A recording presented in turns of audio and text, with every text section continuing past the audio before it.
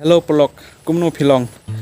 After long time, ngawan biang akan ke channel Shijur Blog. After long time upload video biang akan ke channel jong. Teman datang ke trailer upload hangna, tenangnya skmat ngadang terus teman upload iki video nak mentajung pi. Akan channel pini yo iki vlog. Ki prepare ngan pen EP akan channel. Siapa share lem baru ki vlog jong pi. Kenang bagi ru gini yo pe yagi video ki vlog. Ki blog ki prepare hang ne pin yo inga pen EP hadin junga don way building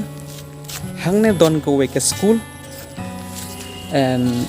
hang ne don galanti longkum ta perlok ki blog jingbut nga betai pi siang pas ngap hadu mendukut kene video kena ngap ngai yo iki para kasi jongi beli kim jok pe jagi blog video lade pi pe ya borok ki blog video jongi ki youtuber kino shna video de kena bengin yo ke motivate angne shushu shikmat penshna ki video mo tanongkum ta prolog ta kene de ke school mentang don se pitip ngadon se go hati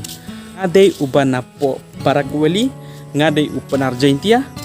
ta gadau ngawi kendat agapor mangakren khasi tambah ngam le ranya kita bun ki bekren bin wadusna video wadusna vlog tangkren khasi rupim nang tengam siong iya kata namar banga syang ngayale baik ban keren ya keketin lajong namar ba ngaru ngade khasi jaintia panar khasi de baro kawe hi tang ta daw kalau jong ngaru ka don sirup nga te hapo hostel angne ngitre ki kam nong hikai te kalau jong ngaru ka nong hikai